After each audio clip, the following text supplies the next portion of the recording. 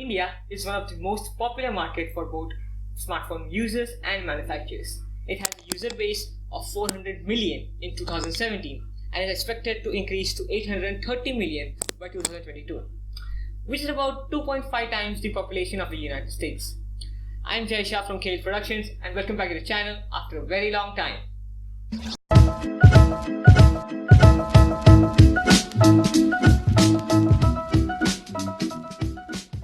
The world smartphone market is highly saturated one right now, with top companies fighting over for new technology and other ones fighting for providing the best at the lowest rate. The Indian market is no different. In fact, here in India, the market is super saturated, which makes it really very difficult for new startups to gain momentum quickly. The only one who is in profit in this situation are the consumers. Consumers in India today get a large variety of choices at any cost they want.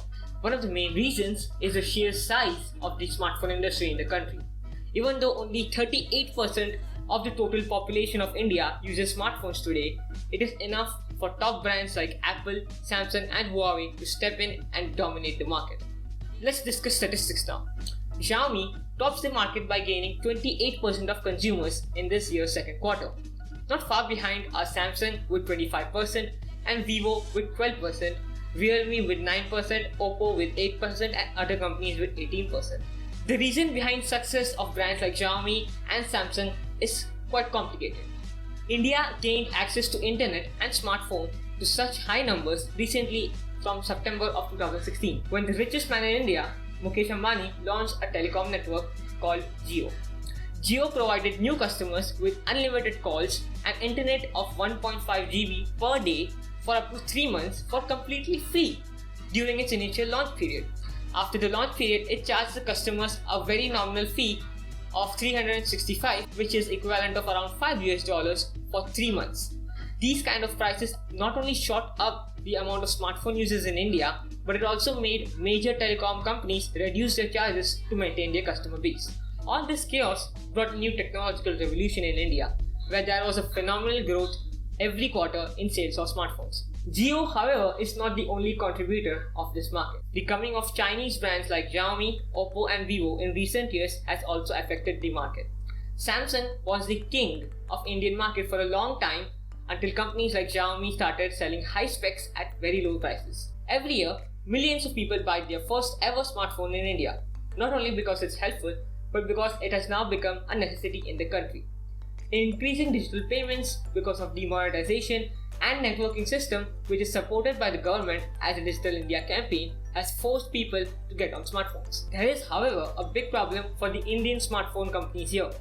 Even though they are on their home ground, they cannot perform against the specs and low cost of Chinese brands.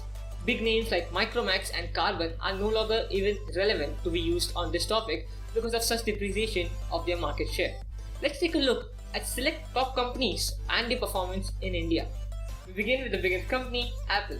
Apple has only 2% share in the Indian smartphone market. Surprising, isn't it? The primary reason for such a low number is due to its exorbitant prices. Let's take a look at the latest iPhone 11, for example.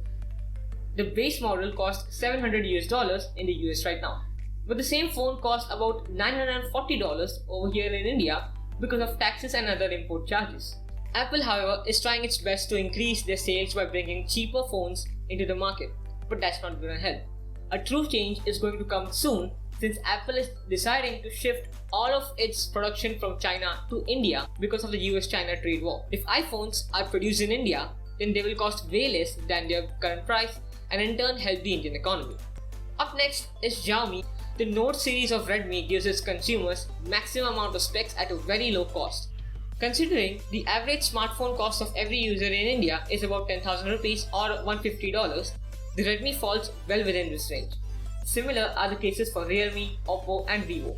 The companies have also invested a huge amount in their marketing campaigns. Oppo and Vivo spend crores and crores of rupees every year just in the marketing by buying big entertainment shows and sports tournaments like Indian Premier League.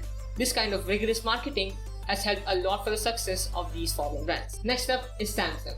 Samsung was once the king of smartphones in not only India but all over the world. It was just like Nokia in the pre-smartphone era. However, because of such competition and highly dense market, it's losing its grip a bit. Samsung does know how to gain back its supremacy. It has recently launched the J series, the A series, and the M series in India, which provides consumers with flagship level specs at a low price point. It has plans to create more cheaper and better quality device for India and make them appeal to a larger audience, moreover appeal to the youth of India.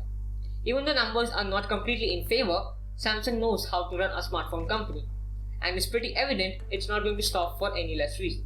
The current situation in India is pretty bizarre, since it is the first time India is considered such a center of attraction for not only tech products but almost anything new nowadays. This is highly because of such huge population spread, which provides a huge customer base for anything newly launched. The key to success, however, is to find the right strategy and the perfect price for your product that attracts consumers. In the end, this video took a very long time to be researched and produced, so a like would be appreciated. Also, if you think that some of the facts mentioned in the video are wrong or just want to cast your opinion, please leave a comment down below. I'm trying to come back to YouTube after a very long time, and I love making videos and publishing them for you guys. Looking forward to your love and support. Thanks for watching. Please do not forget to like, comment and subscribe to the channel. Until then, peace out guys. And cut.